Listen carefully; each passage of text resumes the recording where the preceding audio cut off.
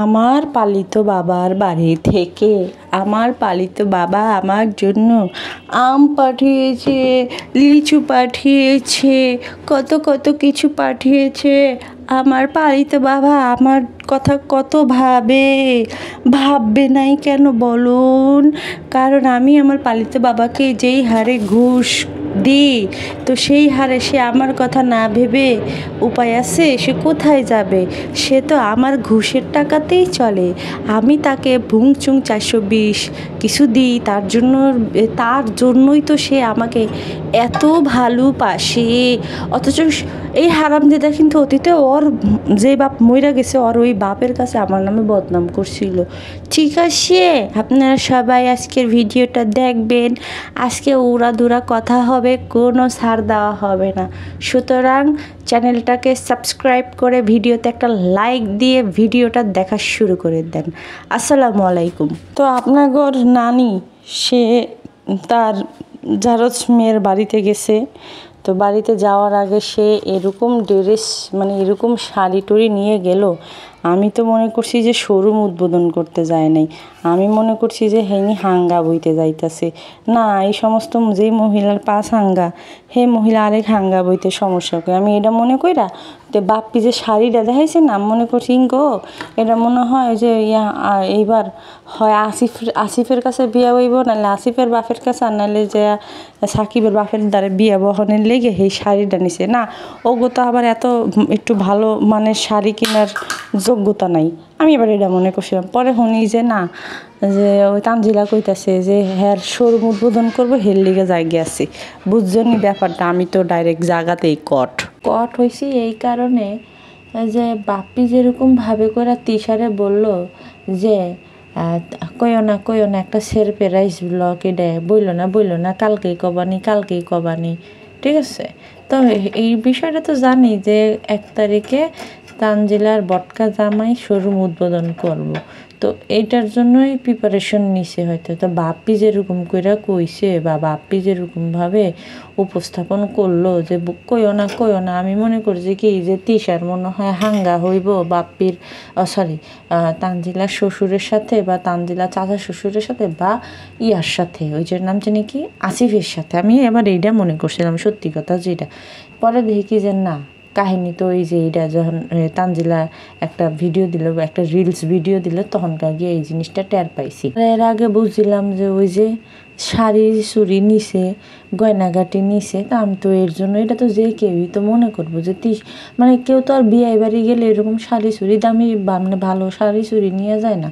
তো তিশা নিছে, কারণ তিশার তো 5টা হাঙ্গা হয়েছে। এখন মনে হয় এই স্বামীও ভাল লাগতেছে না, বুঝি না, আর বিয়াইদেরকে পাইলে এরকম কুলু কোলে উঠতে চায়। তো তিশা এবার হিজাব না পইরা, যদি তিশা ওই যে অর্ধেক পিঠ কাটা যে ব্লাউজগুলো আছে না, হেডি পইরা যদি শাড়িটা পরে, তাইলে কিন্তু ওয়াও লাগবে, অনেক ওয়াও লাগবে। মনে হবে যে না, মার্কেটে নতুন একটা জলহস্তি হাজির হইছে, তাই না? হিজাব না পইরা পিঠ কাটা ব্লাউজ পরে যদি যায়, তাইলে পুরা মার্কেট হেলে যাবে এই যে বাংলাদেশি নারীকে দেখে। আর সেইখান থেকে শোরুম উদ্বোধন করে যদি ওই সাকিবের বাপে ওই করে, মোটর সাইকেলটা টান দিয়া ডাইরেক্ট কাজী অফিসে গিয়া কাজীরে কবুল করানোর সুযোগ না দিয়া, লেখাপড়ারও কোনো না দিয়া, খালি কইলো যে যাও তুমিও কবুল আমিও কবুল, খালি কাজীরারে সাক্ষী রাখছি, কাজী সাহেব পরে আপনি কাম কাজ করে লইন, তাহলে কিন্তু ব্যাপারটা আরও সুন্দর হইব। বুঝছইন? অনেক সুন্দর হইব না? অনেক সুন্দর হইব। জায়গা আমার একটা ঘটনা আজকে মনে পড়ছে, এই ঘটনাটা আপনাদের সাথে শেয়ার করব। তার আগে একটা কমেন্ট করব, কমেন্ট করে আমি আপনাদের মাঝে আবার ফিরে আসতেছি। কমেন্টটা লিখছে এক বড় আপু। তো আপুটা সবারই চেনা। আপু লিখছে যে আপু, বর্তমান যুগে বাপ কত প্রকার জানো? আমি উত্তর দিয়ে দিতেছি। যেমন জন্মদাতা বাপ, ডোনার বাপ, কথিত বাপ, পালিত বাপ, ধর্মের বাপ, শ্বশুর বাপ, পীর বাপ, আরও আছে গিভ অ্যান্ড টেক বাপ, শর্ত সাপেক্ষে বাপ। এতগুলি বাপের মধ্যে বাপ্পি কেমন বাপ তানজিলার? আচ্ছা, এটারও উত্তর দিয়ে দিচ্ছি। শর্ত সাপেক্ষে বাপ অর্থাৎ তানজিলা যদি কিছু গিফট দেয় বাপ্পিকে, তাহলে বাপ্পি বাপ ডাকার অনুমতি দেয় তানজিলাকে। এটাকে গিফট অ্যান্ড বাপ বলা যেতে পারে। ভবিষ্যতে BCS পরীক্ষায় আসতে পারে। আর একটা কথা, মরিয়মকে সাবিনা মক্তবে পাঠায় আরবি পড়তে। এখন বাংলাদেশের মক্তবে যে নাচের প্রশিক্ষণ দেওয়া হয় আমার জানা ছিল না। মরিয়ম নাকি হিজাব পরে মক্তবে যায়, খুবই সুন্দর এবং ভালো কথা, কিন্তু ও যেভাবে ডান্স করে, ভিডিও রিলস তৈরি করে, সেটা তো একদমই ইসলাম ধর্মের সাথে যায় না। তাছাড়া ও কিন্তু এখন আর ছোট নাই, এই বয়সের মেয়েদের একটু সাবধান রাখতে হয়। যাই হোক, ভিকটিম ফাদার তো অন্যদের গালমন্দ করা ব্যস্ত, কিন্তু ওনার নিজের সন্তান কোন দিকে এগোচ্ছে সেদিকে কতটুকু খেয়াল রাখছেন আমার জানা নেই। আর সাবিনা তো আরিফকে খুশি রাখার জন্য যা যা করার দরকার তাই নিয়ে ব্যস্ত। ধন্যবাদ আপু, আমি তোমার কমেন্টটা ঝুলাই রাখার জন্য অনেক দুঃখিত, কারণ তুমি কমেন্টটা যবে করছো তবে থেকে আমি একটু ব্যস্ত ছিলাম, এই জন্য আমি এই কমেন্টটা পাবলিশ করি না। আর পাবলিশ করলে কিছু চুন্নি আছে আমার এখান থেকে চুরি চামারি করে নিয়ে যায়। যাই হোক, আমি তানজিলা নিয়ে একটা ভিডিও বানাবো বা বানানোর ইচ্ছা ছিল, যেই কারণে গিয়ে আমি এই কমেন্টটা আরও বেশিরভাগ গুরুত্ব দিয়ে রাইখা দিছি। হ্যাঁ, তো ভিডিও দেখতে থাকো, আমি তোমার উত্তরগুলা দেওয়ার চেষ্টা করব। আচ্ছা, যেই একটা ঘটনা কইতে চাইছিলাম, ওই যে পিটকাটা ব্লাউজ, তো পিটকাটা ব্লাউজের কথা এই কারণে আমার মানে এখন মনে হলো, সেটা হইতেছে কি যে যখন আমি যখন স্কুলে পড়ি, হয়তো 7, 8 এরকম সামথিং, তো একদিন স্কুলে সাংস্কৃতিক অনুষ্ঠান হয়েছিল, ওই যে যেমন খুশি তেমন সাজো। তো ওই যেমন খুশি তেমন সাজো অনুষ্ঠানের মধ্যে আমাদের একটা ম্যাডাম ছিল। ম্যাডামটা একটা মানে শাড়ি পরছিল। শাড়িটা ম্যাডামটার ভালোও লাগছে, কারণ উনি সবসময় সিম্পল লুক দিত। এখনকার মানে মহিলাদের মতো 100 কেজি আটা ময়দা মাখতো না, শুধু একটু লিপস্টিক মাখতো, তাও হালকা। তো ম্যাডামটা শাড়ি পরছে, খুব ভালো লাগতেছিল দেখতে, অনেক সুন্দর লাগতেছিল। তো কিন্তু বিপত্তি বাজে ওইখানে, ম্যাডাম যখন মানে অর্ধেকই পিটকাটা ব্লাউজ পরছে, তো তখন গিয়ে আমাদের বড় ম্যাডাম ছিল, মানে হেড ম্যাডাম ছিল, আমাদের হেড ম্যাডাম, হেড স্যার। কারণ মেয়েদের যে সমস্যাগুলো থাকে, মেয়েদের সমসাময়িক যে সমস্যাগুলো থাকে, সেগুলো নিয়ে তো সরাসরি একটা পুরুষের কাছে গিয়ে বলা যায় না। তো এর জন্য গিয়ে আমাদের হেড ম্যাডাম ছিল, হেড ম্যাডাম, তারপর হেড স্যার, যদি অতিরিক্ত জরুরি হয় হেড স্যার, আর নাহলে হেড ম্যাডাম। তো ম্যাডাম একদিন গিয়ে ওই সময় আমি আবার পরিচিত ছিলাম, কারণ ওই স্কুলে আমার আরও ইমিডিয়েট 2টা বড় ভাই বোন পড়াশোনা করছে, যে কারণে যে সুবাদে আমি সবার পরিচিত। তো আমি এবার মানে আমার আবার সব টিচারদের সাথে একটা ভালো সম্পর্ক, আমরা সবাই আদর করতো, সবাই ভালোবাসতো। তো আমি কিসের জন্য জানি গেছি, ও চক আনতে না কি আনতে জানি গেছিলাম, মানে ওই যে কি জানি একটা করার জন্য আমার একটা চক আনতে বা কিছু একটা আনতে বলছে, এর জন্য আমি গেছি। তো গেছি পরে আমার দিয়ে ডাকাইছে যে গিয়া জেরিন ম্যাডামকে ডাইকা নিয়ে আয়। তো আমি গিয়ে ম্যাডামকে ডাইকা নিয়ে আসতেছি, আমি জাস্ট শুধু গিয়ে বললাম যে ম্যাডাম আপনাকে বড় ম্যাডাম ডাকে। তো আসলো, আমি তো মানে যেখানে যেটা খোঁজা দরকার সেটা খুঁজতেছিলাম, যেহেতু আমাকে আরেক টিচার পাঠাইছে আর ম্যাডামের টেবিলে খুঁজতে বলছে, এর জন্য আমি খুঁজতেছিলাম। তো সেইখানে হঠাৎ করে আমাদের আরেকটা ম্যাডাম আসে, গারস্থ ম্যাডাম আসে। সে আমাদের গারস্থ অর্থনীতি প্লাস 2টা সাবজেক্ট নিত, গারস্থ আর সমাজ নিত। ওই ম্যাডামের সামনে গিয়ে বলতেছে আমাদের বড় ম্যাডামটা যে জেরিন, তোমার এই রকম সাজ তুমি তোমার স্বামীকে দেখাবা, স্কুলে দেখাবা না। স্কুলে অনেক বাচ্চারা আছে, আর সবাই তোমার মতো না। হ্যাঁ, সবাই তোমার মতো এইরকম কইরা চলে না, মানে কেমনে জানি আর কি ম্যাডামরা বলছিল।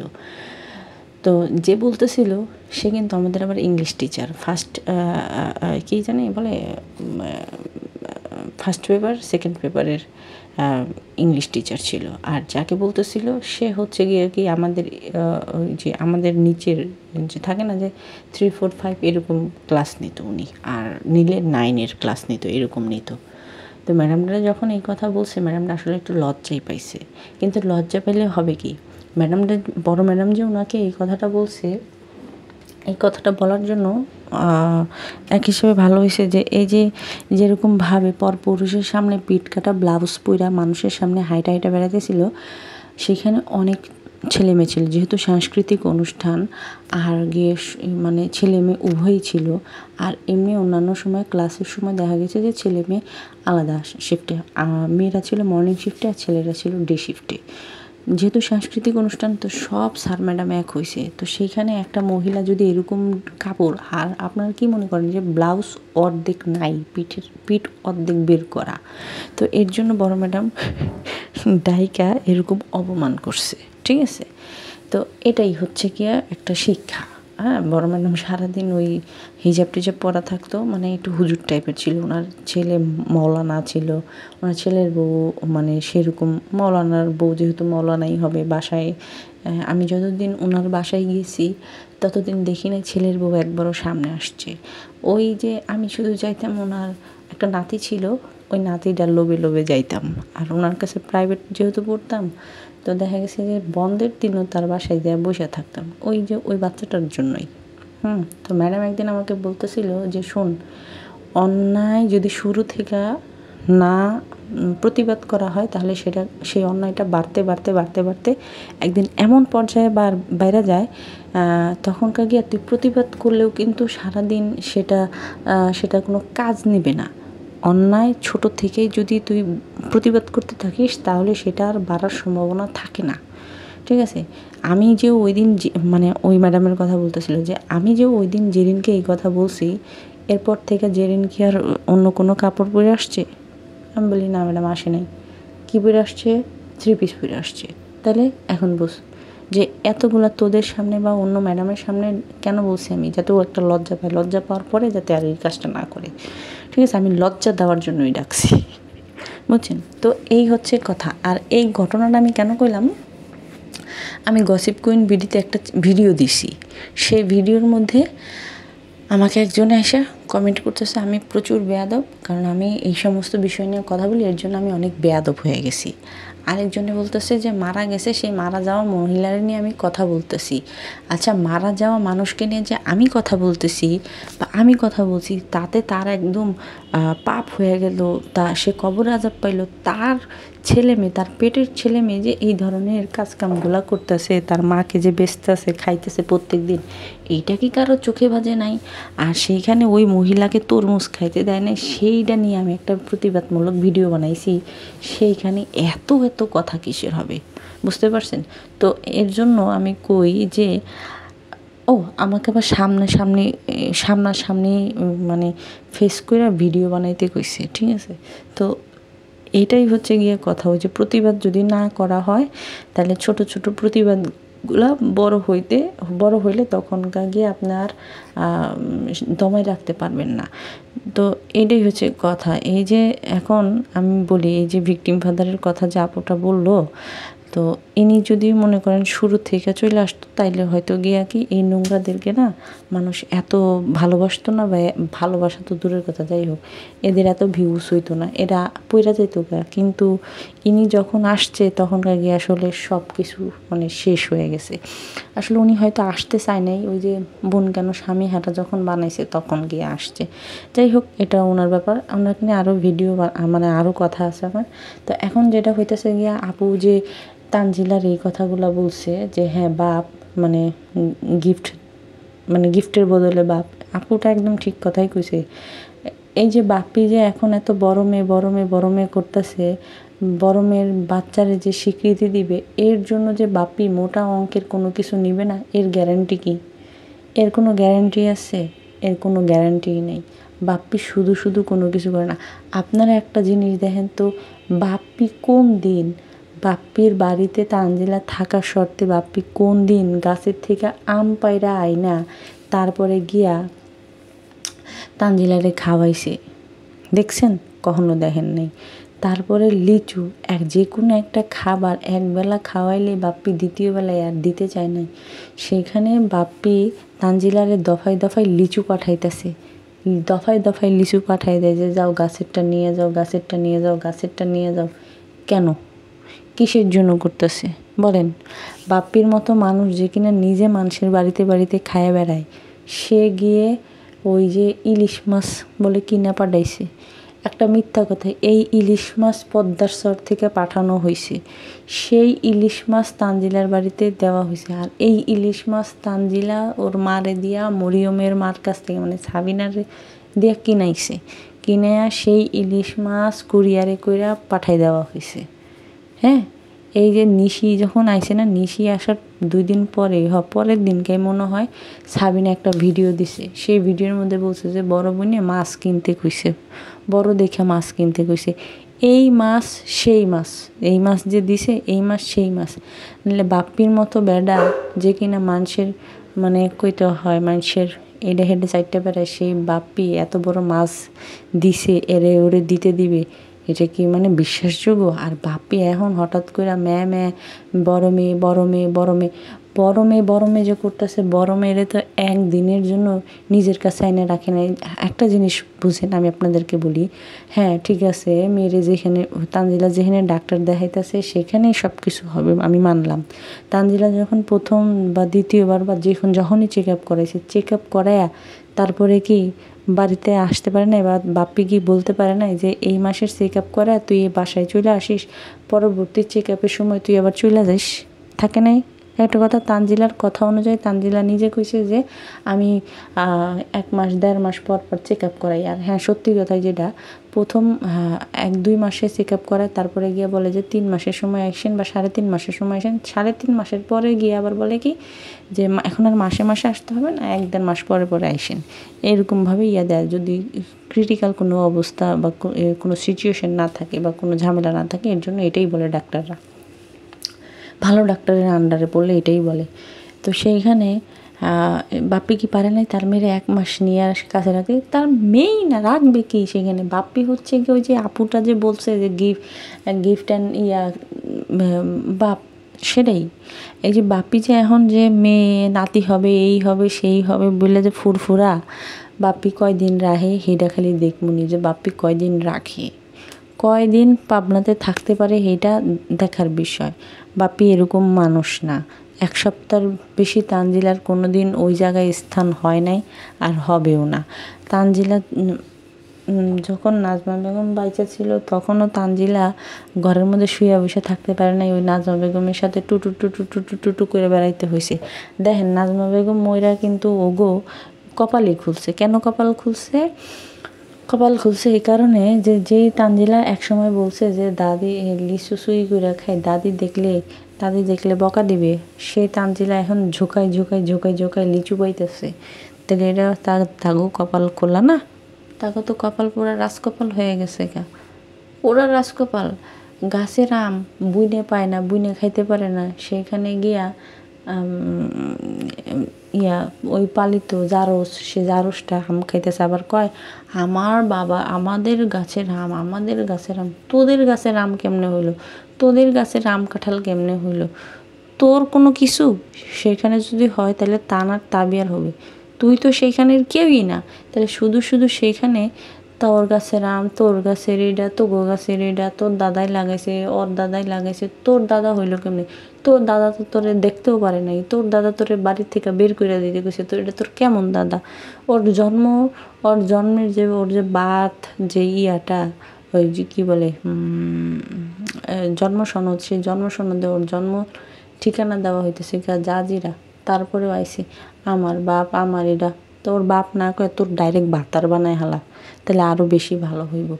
একটা মানুষ যখন একটা সন্তান সম্ভব হয় তখন গিয়া মানে ডেলিভারির মানে বাচ্চা পেটে আসা থেকে শুরু করে ডেলিভারির আগ মুহূর্তে আল্লাহর কাছে তওবা করে, মাফ চায়, মিথ্যা কথা থেকে বিরত থাকে, যতটুক সম্ভব বাজে কাজ থেকে বিরত থাকে যতটুক সম্ভব হয়। তো সেইখানে বাচ্চা নিয়ে অনবরত মিথ্যা কথা পেটে নিয়ে, তাহলে ওগো সন্তান জারজ হইব না, ওগো সন্তান হইব না, মানে কুসন্তান হইব না, কি আরেকজনের সন্তান হইব যারা কিনা পেটে বাচ্চা নিয়ে 7-8 মাস ভর নামাজ পড়ছে।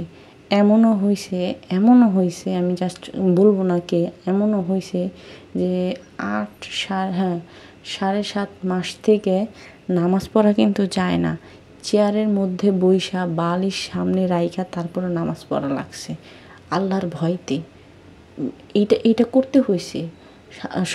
সবসময় খালি মনের মধ্যে একটা জিনিসই খালি ভয় পাওয়া লাগছে যে আল্লাহ কি হয়, আল্লাহ মাফ করে দিও, আল্লাহ এই করে দিও, মানে ভয়তে ভয়তে থাকা লাগছে। পদে পদে পায়ে পায়ে হাঁটা আর গিয়া মানে এটাই মনে হয়েছে সবসময়। হ্যাঁ, এটাই মনে হয়। তো সেখানে এদের দেখেন তো মানে একদিক দিয়ে সাকিব যেরকম মিথ্যা কথা কয়ে বেড়াইতেছে, আরেক দিক দিয়া তানজিলা। অথচ সন্তানরা যদি কোনো সন্তান সম্ভবা হয় বা হয়, গর্ভবতী হয়, তাহলে সেই মেয়ের মা, বিশেষ করে মা আগে বলে যে মা এটা কিন্তু কবা না বা এটা কিন্তু বলবা না, এখন এই সময় এগুলো বলা উচিত না, হ্যান না তেন না, তাই না? কিন্তু তিশার ক্ষেত্রে দেখেন, তিশা কি এই সমস্ত কথা বলছে? বলে নেই। ওরা জন্মটাই মিথ্যা, তো ওরা মিথ্যা কথা কইব না, কইব কেডা? আচ্ছা, তো এখন আপু যে কথাটা কইছিল যে মরিয়মের ব্যাপারে মক্তবে যায়, করে, তা রিলস বানায় কেমনে, হয়তো আপুর কাছে খারাপ লাগে, এটা স্বাভাবিকভাবে সবার কাছেই খারাপ লাগবে, আমার কাছেও খারাপ লাগে। তো সমস্যা কি? ওনার মেয়ে, যার মেয়ে, সে তো আপ্যায়নভাবে চেষ্টা করতেছে। এখন কোর্ট যদি ওনার দিকে রায় না দেয় তাহলে তো কোনো কিছু করার নাই। এখন যেহেতু উনি মামলা চলাইতেছে, তো ওই মামলার ব্যাপারে আর কি বলার আছে? কিচ্ছু বলার নাই। তবে হ্যাঁ, এটা বলতে পারি, ওই লোকের আমার আসলে দোষ দেওয়া, কী দোষ দেবো আমি, বলো পুরা কি কোনো দোষ দিলে কোনো লাভ আছে? আমি তো দেখি না যে কোনো লাভ আছে। উনি তো ওনার জায়গা থেকে, ওনার সাইড থেকে যথেষ্ট চেষ্টা করতেছে। হয়তো ওনারও একটু আছে, ভুল আছে, কারণ ওনার উকিল যেরকমভাবে বুঝাইছে হয়তো উনি এরকমভাবেই বুঝছে। ওনার আরও হয়তো ভালো কোনো উকিল ধরার দরকার ছিল।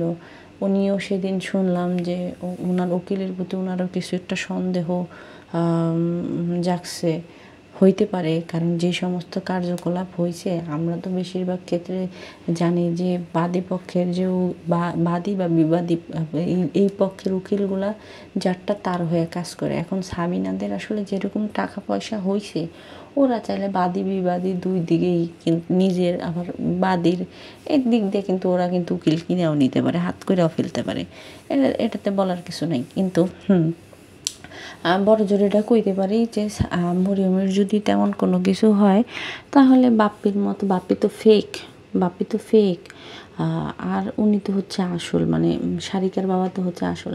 উনি হয়তো এটা কইতে পারে যে হ্যাঁ আমার যদি মরিয়মের ধরেন যে একটা পেট বাচ্চা যদি একটা বাচ্চা হয়ে গেল, তাহলে হ্যাঁ উনি এটা কইতে পারে যে হ্যাঁ আমার সন্তান সম্ভবা এটা হয়েছে, বা এরকম কইতে পারে। উনি নানা হিসেবে মিষ্টি বিলাইতে পারে, আমাদেরকে খাওয়াইতেও পারে না, যেরকমভাবে উনি $200-300 কইরা পায়, তো সেই হিসাবে আমরা কিন্তু একটা খানা দানা পাই সবাই। যাই হোক, এরকম কোনো কিছু যাতে না হয়, বাবার সন্তান বাবার বুকে ফিরা যাক, এটাই দোয়া করি। তবে হ্যাঁ আপু, তোমাদের কথাটা একটা কই, যে মরিয়মের যে কথা কও যে টিকটকে নাচে, রিলস বানায়, মক্তবে যাওয়ার কাহিনীটা কি আমি তোমাদেরকে বলি। ক্যামেরাটা ধইরা মরিয়মরে কায়দা দিয়া, এই মরিয়ম বলে এখন কায়দা পড়ে, আর এই সময় কোরআন শরীফ নিছি। এই সময় মরিয়ম যেই সময়, এই সময়ের আগে থেকে কোরআন শরীফ নিছি, তাও কোরআন শরীফ দেরিতে হুজুর দিছে। হুজুর কেন দিছে আমি জানি না, মানে থাকে না যে আগে কায়দা পড়ো, তারপরে আমপাড়া পড়ো, এগুলা সমস্ত কিছু ঠোঁটস্থ মুখস্থ করে তারপরে গিয়া তো মানে কোরআন শরীফ দিবে। আমার এরকম 2বার করে শেষ হয়েছে, 2বার করে কায়দা শেষ হয়েছে, আমপাড়া শেষ হয়েছে, তারপরেও দেয় না। এরপরে দোয়া কুনুতের জন্য যে কতবার পিডান খাইছি, এই বৃহস্পতিবারে না ওই বৃহস্পতিবারে দিমো, মানে হুজুর এটা করছে, দেয় নাই। হয়তো সে চাইছে যে আরও বেশি করে ভালো করে ঝালাই দিয়ে তারপরে সে কোরআন শরীফ দিবে। কিন্তু মরিয়মের এই বয়সে আমি কোরআন শরীফ নিছি, ঠিক আছে, কোরআন শরীফ আমি পড়িও সুন্দর একদম, আবার বাংলা অর্থ সহজে কোরআন শরীফ সেইগুলো না, কিন্তু একদম আরবি যেই হরফগুলো লেখা, আরবি অক্ষরের যেই কোরআন শরীফগুলো, যে নুরানি যেই কোরআন শরীফগুলো, সেইগুলো পড়তাম। আর ওইগুলাই হুজুর দিত, যে হুজুর বলতো যে বাংলা কোরআন শরীফ কখনোই না, আরবিটাই পড়তে হইতো। তো মরিয়মের যে কাহিনী সেটা বলি। মরিয়ম রে মক্তবে যাওয়ার জন্য, এটা হয়তো গিয়া ওর মানে আমি যতটুকু আর কি বুঝতে পারি যে হয়তো আদালতে কোনো কিছু এটা নিয়ে পড়াশোনা নিয়ে কোনো কিছু মরিয়মের বাবা করে, যে কারণে দেখা গেছে কি যে ওই যে সাবিনা মক্তবে যাওয়ার একটা ফুটেজ নেয়। হ্যাঁ, ওই গেটের ওপারে গেলে কিন্তু আর দেখা যায় না। তো ওদিক থেকে মরিয়ম ঘুরে টুরে পড়তে মানে পড়াইছে, এটা দেখাইলেই কিন্তু হয়। স্কুলের ক্ষেত্রে যদি বলি, তাও কিন্তু একই।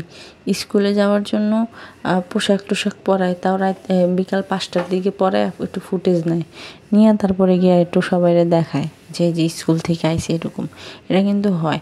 আর ওদের মরিয়ম যে পরিবেশে আছে, যে পরিবারে আছে, সেই পরিবারের মানুষ কত গিয়া মানে হুজুরনি, কত সত্যবাদী, কত ভালো, কত শিক্ষিত। তো সেইখানে সেই মেয়ে কত ভালো হবে, কত ভালো থাকবে। আমি তো জাস্ট শুধু খালি একটা কথা কই, মানে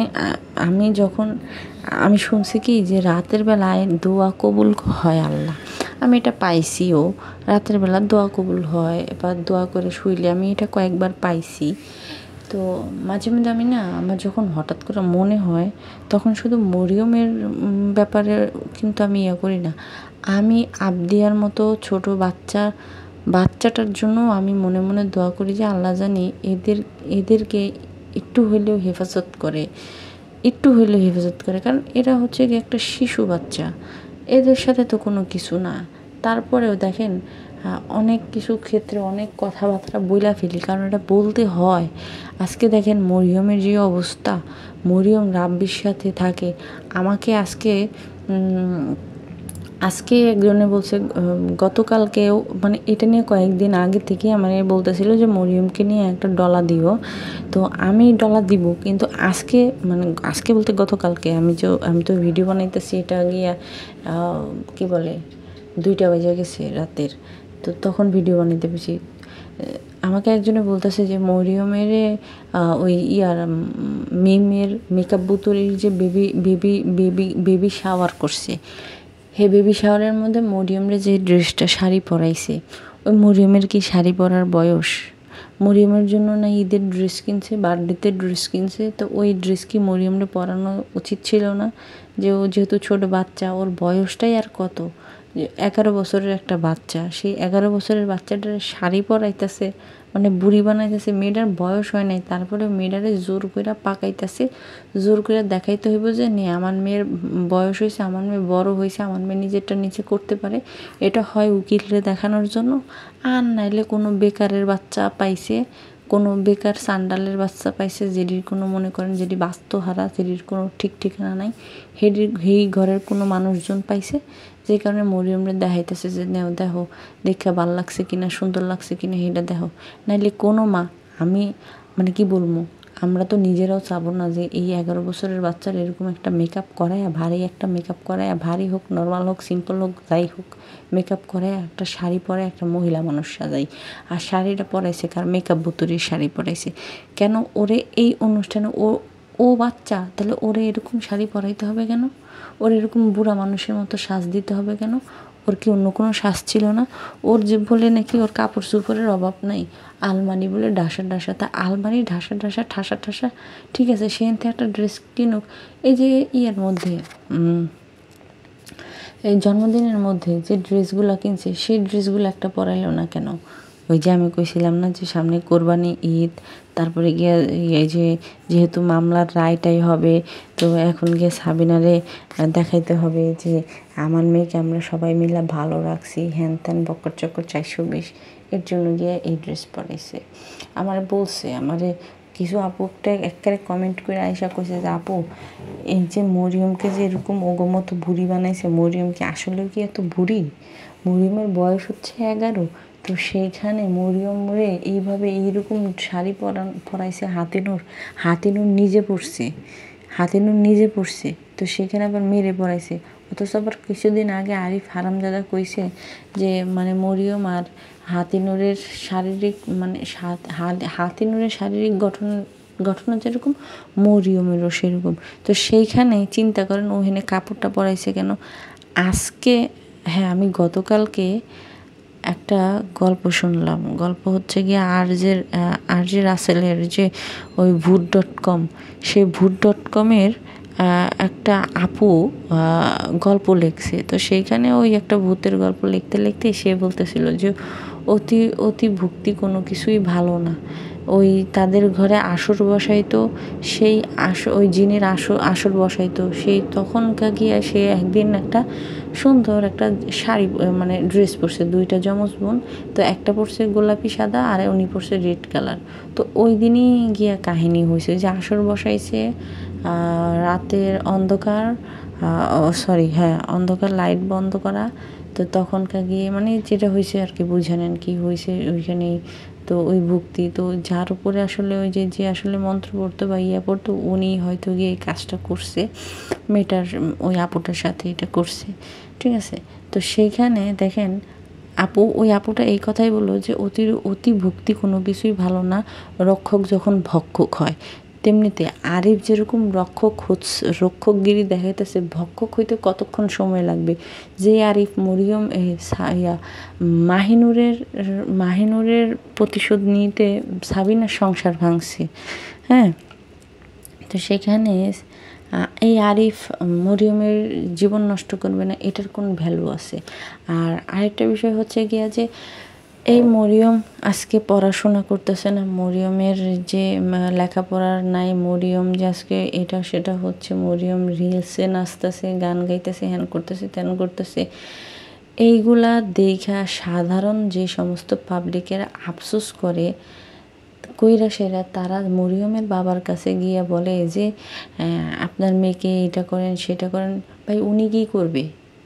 আমারও যখন আপনারা বলেন যে আপু মরিয়মের এই একটা ভিডিও দেখলাম, এখানে এরকম একটা কিছু করেন, আমি কি করব? হ্যাঁ, এটা করতে পারি, বড়জোর আমি একটা প্রতিবাদমূলক ভিডিও বানাই দিতে পারি। এটা সত্যি কথা, সবার ক্ষেত্রেই প্রযোজ্য। আমি পারি যে হ্যাঁ প্রতিবাদ করে দিলাম, হ্যাঁ। সেখানে গিয়া ওই মেয়ের বাবার কাছে যখন গিয়া বলে যে আপনি এই করতেছেন সেই করতেছেন, উনি কী করবে? তোমরা কী করছো? আমার কথা হচ্ছে গিয়ে যে তোমরা আমাদের, বিশেষ করে আমাদের ধরেন ওই লোক মরিয়মের কেউ না, ধরেন উনি একজন সাধারণ রোস্টার বা উনি রোস্টিং করে, আমিও তো সেম, তাই না? তো দেখা গেছে যে আপনারা যখন একটা বিষয় এসে আমাদেরকে বলেন, তো ওই লোক নাইলে মরিয়মের বাপ না হইলেও আপনারা গিয়ে ওইখানে গিয়ে বললেন। তো বলার পরে উনি কী করবে? প্রতিবাদমূলক ভিডিও বানানো ছাড়া আর কোনো কিছু করার আছে? করার নেই। কিন্তু আপনারা যারা দেখছেন, একবার দেখার পরেও সেকেন্ডবার গিয়ে আপনারা আবার কেন তাদেরকে ক্লিক করে দেখতে চান? ক্লিক করে দেখতে গিয়েই তো গিয়ে বিপত্তিটা বাজে। এটাই তো হয়। এখন অনেকে আবার বলবেন যে এটা কোনোভাবে পসিবল না আটকায় রাখার। হ্যাঁ, আটকায় রাখার জন্য এটা কোনোভাবেই পসিবল না। এটা যদি পসিবল হইতো তাহলে যে সালমান মুক্তাদিরের সাথে যখন তাসি নেশনের একটা দ্বন্দ্ব লাগছিল, তাসি নেশন কিন্তু আনসাবস্ক্রাইব মিশন চালু করছিল। তো তখনকার গিয়ে সালমান মুক্তাদিরের কিন্তু অনেকগুলো সাবস্ক্রাইবার কমে গেছিল, অনেক লাখের উপরে কমে গেছিল, প্রায় মানে 2 লাখ সাবস্ক্রাইবার কমে গেছিল। তো 2 লাখ সাবস্ক্রাইবার কমে গেছে, তার কি ভিডিওর ভিউজ কম হয়েছে? হয় নাই। তার জনপ্রিয়তার কি নষ্ট হয়েছে? হয় নাই, কিন্তু বরঞ্চ আরও ভালো হয়েছে। তাহলে এইখানে দেখা গেছে যে আপনারাই কিন্তু চাইলে অনেক কিছু করতে পারেন, দর্শকরা চাইলেই অনেক কিছু করতে পারেন। সেদিনের ডিবিসি নিউজে একটা বাচ্চার জন্য একটা পরিবারের 3 বাপ মা সন্তান সহকারে ক্যান্সার আক্রান্ত, ডিবিসি যখন নিউজ করছে তখনকার গিয়ে সেই ছেলের 8 লাখ 9 লাখ টাকা উঠে গেছে গা। এগুলারে বলে মানে কিছু জায়গায় বলে যে সোশ্যাল পাওয়ার, কিছু জায়গায় বলে যে যেমন আপনারা দর্শকরা আছেন, দর্শকরা চাইলে কিন্তু অনেক কিছু করতে পারে। তো এটা থাকবে আপনাদের পাওয়ার। এখন আপনারা যায় না বুঝা একটা বাচ্চার নোংরামি হচ্ছে, তাদেরকে আপনারা আবার বাহাবা দিচ্ছেন, তাদেরকেই প্রমোট করতেছেন, তাদেরকেই করতেছেন, এটা তো কখনো হয় না। হ্যাঁ, যেহেতু মামলা চলতেছে, মামলা চলমান আছে, এটা নিয়ে তারা তারা তাদের তাদের ব্যক্তিগত বিষয়। কিন্তু ওই যে আমাকে যখন আইসা বলেন, এই বড় আপুর কথা বলবো না, আপু তো একটা সুন্দর কথা বলছে, কিন্তু ওই যে কিছু কিছু মানুষ যখন আইসা আমাকে পেজে বলেন আপু একটা কিছু করেন, একটা কিছু বলেন, আমি ভাই কী করব, আমার কি করার আছে, আপনারা কি করছেন আগে সেইটা দেখেন, তারপরে এসে বলেন। দেখেন, আমি এই মরিয়মের বিষয়ে বা এই মরিয়মকে নিয়ে কোনো ভিডিও, আমি যখন থেকে ভিডিও বানাইছি তখন থেকেই আমি খারাপ হয়েছি। তখন আমরা এমনও মানুষ বানাই দিছে যে আমি মরিয়মের বাপের বউ এটা পর্যন্ত বানাই দিছে। তাহলে আমি আর কত কি করব? আমার কাছে যদি এরকম কোনো পাওয়ার থাকতো, সুপার পাওয়ার থাকতো বিশেষ করে, আমি তো কবে সেটা করে দিতাম, নষ্ট করে দিতাম, যে এই মানে এরকম নষ্টামি নোংরামি আর হবে না।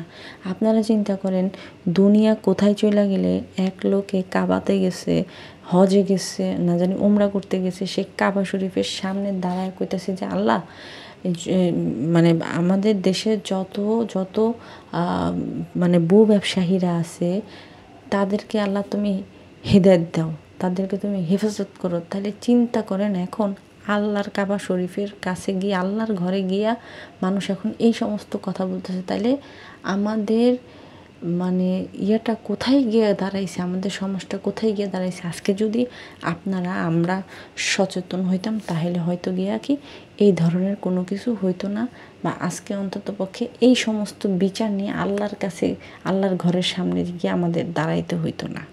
হ্যাঁ, তো যাই হোক, অনেক কথা বলছি। কোথাও কোনো ভুল হলে ক্ষমা সুন্দর দৃষ্টিতে দেখবেন। ভালো থাকবেন, সুস্থ থাকবেন। আল্লাহ হাফেজ, আসসালামু আলাইকুম।